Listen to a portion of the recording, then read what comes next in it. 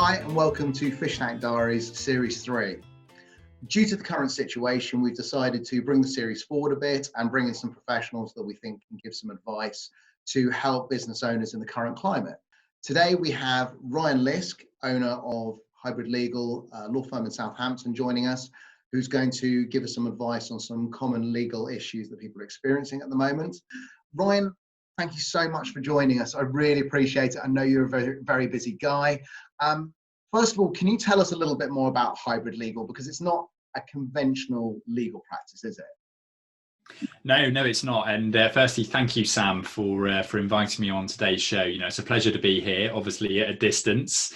I know usually we'd be doing this in your office, so it's a bit different doing it, from one room to another. But so hybrid, what is hybrid legal? So hybrid legal, how business owners, SMEs that have found legal services in the past quite daunting. In other words, they found the experience quite expensive. They've been reluctant to approach a law firm in the past because they've got the fear of, how much is it going to cost? Hourly rates seem very expensive as a business that's trying to grow and keep costs down. They often find that lawyers can talk in a language they don't really understand. The contracts they produce are quite complex, and that leaves them in a position where they copy and paste things online, or they try and resolve their own legal matters themselves, or just bury their head in the sand because they just don't want to approach a traditional law firm. So hybrid offer entrepreneurs that have had that experience, we give them the ability to have complete transparency with our service, so they know exactly what the fees are. Those fees are fixed. We always pre-agree them with the client. We don't charge eye-watering hourly rates. We've got a nice lean business model where a lot of our solicitors work from home, so we keep our overhead down, which means our fees are very competitive. And in terms of how our clients can pay, again, that's nice and flexible. They can pay as they go, or we offer an ability where they can spread the cost of the services over a period of time just to help with their cash flow, and that's with a subscription service that we offer. And typically what we help them with is making sure that they're not signing contracts that are going to tangle them up in the future, signing up to obligations that are really unrealistic, but most importantly making sure that they understand what's going on in their business from a legal perspective. So we're there really as a partner to them, to help them really with all of the legal issues that will happen during the course of their business journey, whether it's people not paying, employees being challenging, or suppliers being disruptive or not providing something that was as described.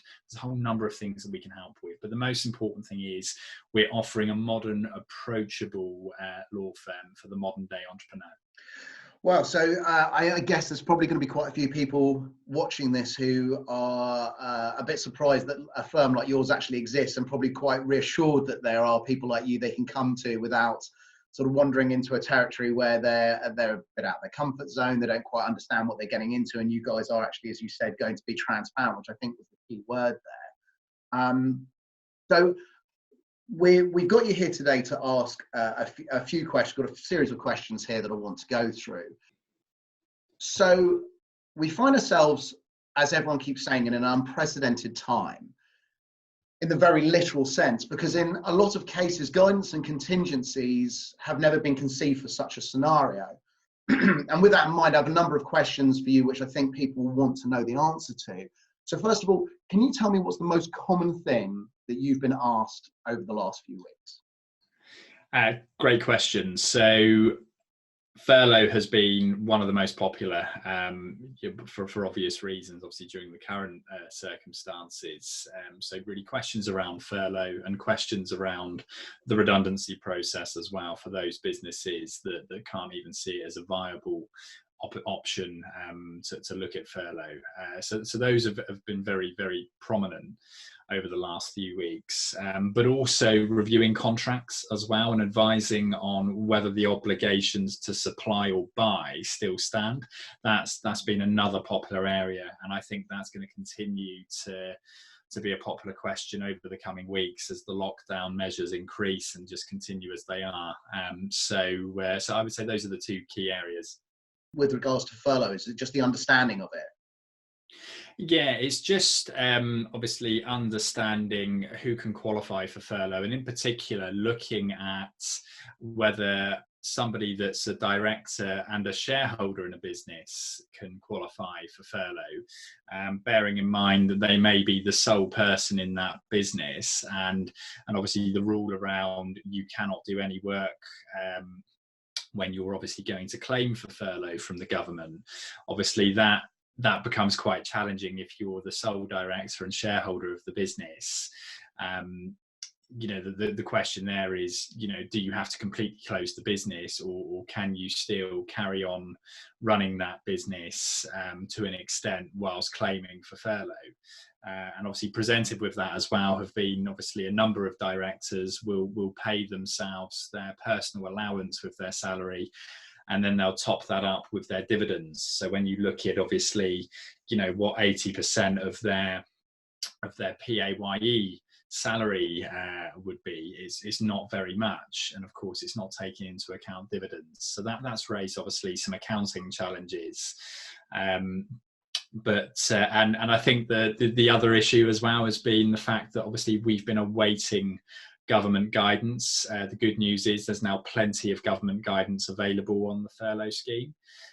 Whereas previously, we were trying to advise on, a moving landscape, and obviously you would have a plethora of different opinions and different interpretations from various different professionals that would interpret one part of the government guidance in a completely different way to another professional. So for us as a business, it's been quite challenging, but what we have done is we have published a list of our frequently asked questions on furlough.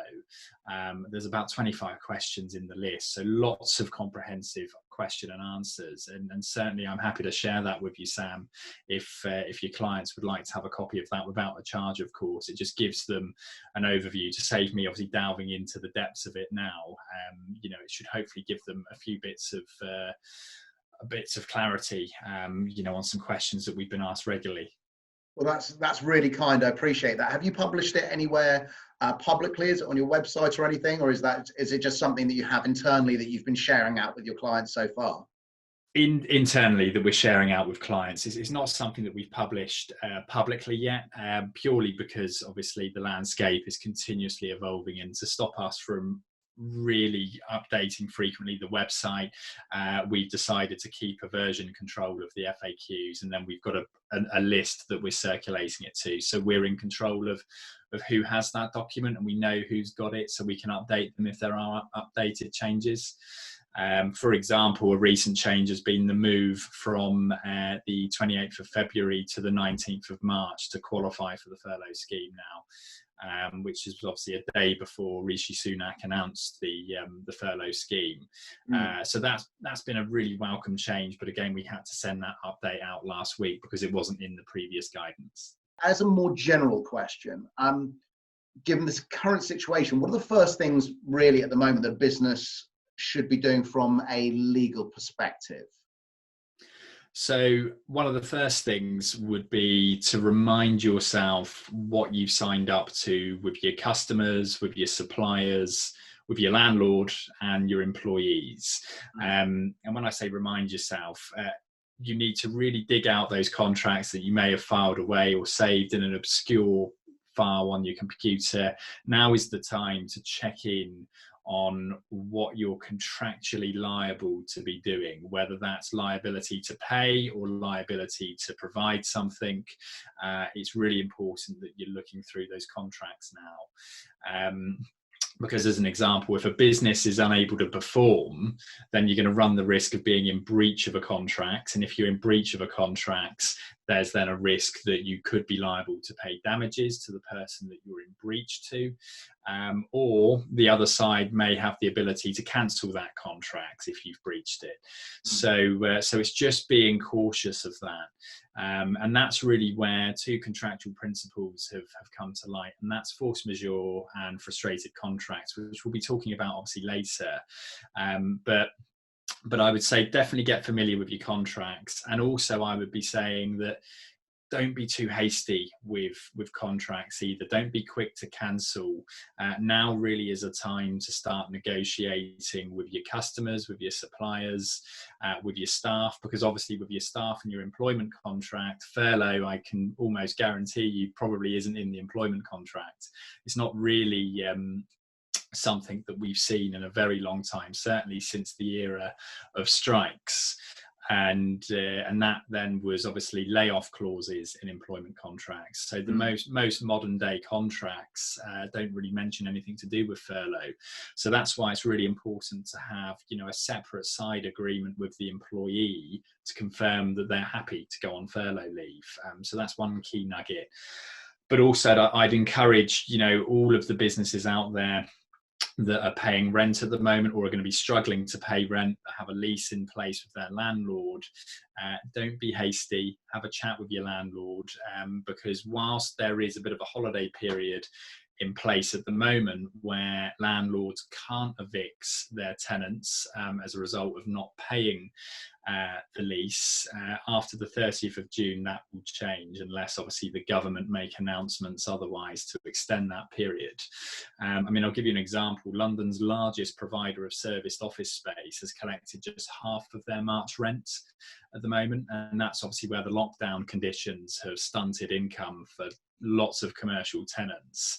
So landlords at the moment are taking a big hit on rent collection, and obviously they can't force the tenants out for the failure to keep up with the rent. And whilst there are some generous landlords out there that are working with the commercial tenants to offer obviously a deferred payment of rent or just reducing the rent for a temporary period, there are other landlords out there that aren't quite as generous, but it does work both ways. You've also got unreasonable tenants that have decided that they just won't pay the bills. And of course, that's placing the landlord in some financial hardship. So I would suggest that actually go very careful, read your lease, negotiate with your landlord, and be aware that obviously after the 30th of June this year, subject obviously to the government extending that period, from that point onwards at the moment, landlords will be able to potentially forfeit your lease for rent arrears in the usual way. And at the moment, they can still commence proceedings to collect debt as well, outstanding debt. So that still will apply. So it's just being mindful of that. So going back to one of the points that you made earlier on, you mentioned force majeure, or more specifically, the difference between force majeure and frustrated contracts. Now, can you explain to me what the difference is between those two, please? Of course. So force majeure, it's that lovely French word that we like to gloss over in contracts, but actually now is a really important time to look at it. So force majeure clauses will alter parties' obligations and their liabilities under a contract when an extraordinary event or circumstance beyond their control prevents them from fulfilling their obligations. So examples would be acts of God, war, terrorism, severe weather. Those would be examples where it's an intervening circumstance, it's disrupted the performance, and usually it will very much depend on the way that clause has been defined in the contract. So you've got to check the contract, you've got to see if it reflects your particular circumstances with COVID-19. Simply having increased difficulty to fulfill your obligations, if it's slightly harder, slightly more uneconomical or expensive, but you still can perform, chances are you won't qualify for force majeure. But again, it depends on how it's been defined. And also there might be alternative ways of dealing with it as well. So that's force majeure. Frustrated contracts apply where an event that wasn't foreseen by the parties and which doesn't arise as a result of a breach of contracts by either of the parties makes performance of that contract impossible. So the classic example would be a contract for staging an event at a specific venue, and the venue burns down before the event as a result of a lightning strike, for example. So that would be an example of a frustrated contract where neither side are at fault, but they can no longer put on that event.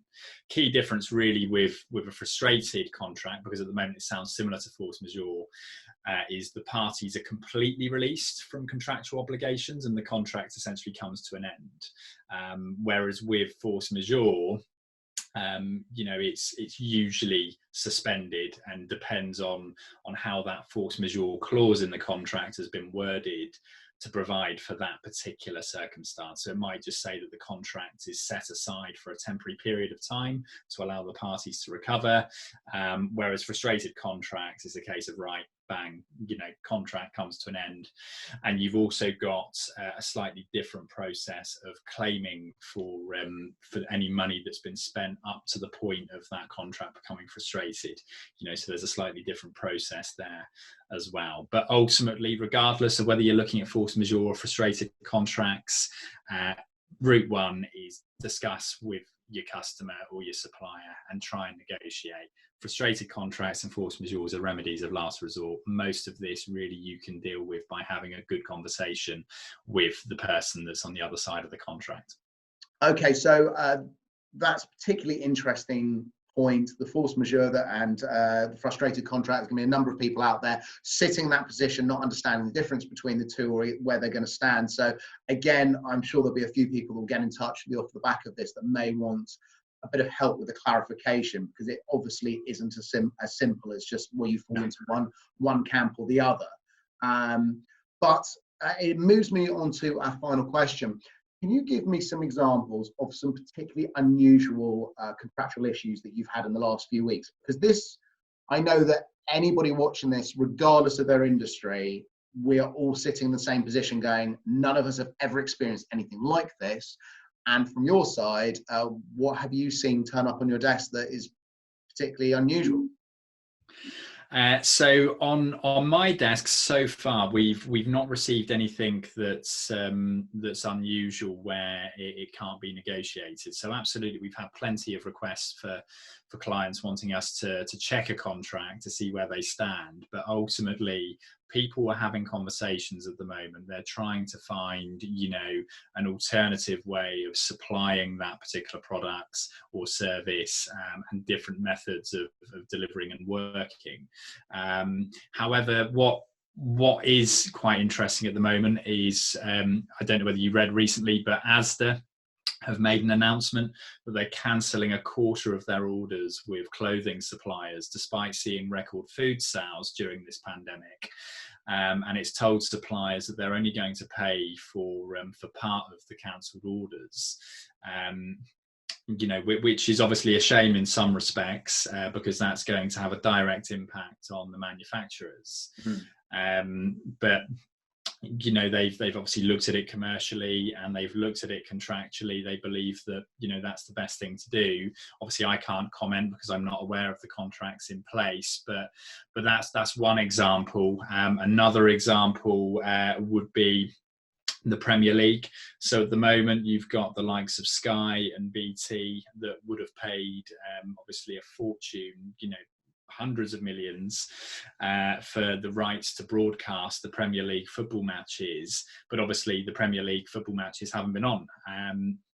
So, the Premier League's now in a position of looking at, do they refund the amounts that have been paid for the time that obviously the Premier League has been unavailable, or do they talk about what's going to happen next season and what they can do with obviously the commercials? And it's the latter that they're looking at the moment.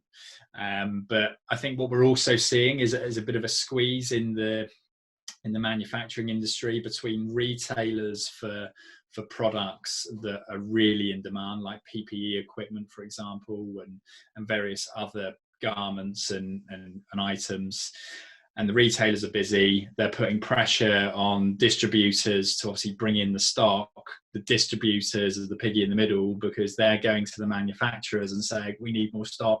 What can you do? And the manufacturers are saying, we've got X amount of staff in quarantine at the moment, or off sick, or just isolating. As a result, we've got to slow down, so we can't supply you, Mr. or Mrs. Distributor.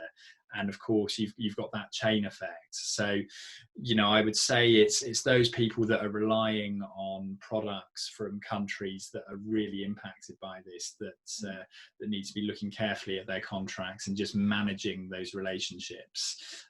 So those are the common things that we're seeing, but we're certainly going to see more of this as the lockdowns continue. So just to finish off, Ryan, is your business still operating at the moment? Are there people there that they can come to for help? Absolutely. So, all of our team are working flexibly from home, and they always have done since we were established. So, a lot of our solicitors, our associates, and our other legal experts are all ready and keen to support businesses out there that need a second opinion on a contract, or just need some advice on, employment, commercial, corporate, anything really regarding a business contract or a business legal matter. The chances are one of our team can help, and we're certainly ready and available to do that. Excellent. Well, thank you, Ryan. I really appreciate your time today. It's been an absolute pleasure talking to you as always. It's great to know that your team's there to help people. I'm sure there'll be people watching this video who need some help and guidance at the moment, so it's good to know you guys are there. I look forward to speaking to you again soon. Thank you. No, it's been a pleasure. Thanks for having me on your show. No worries. Thanks, Ryan. Take care.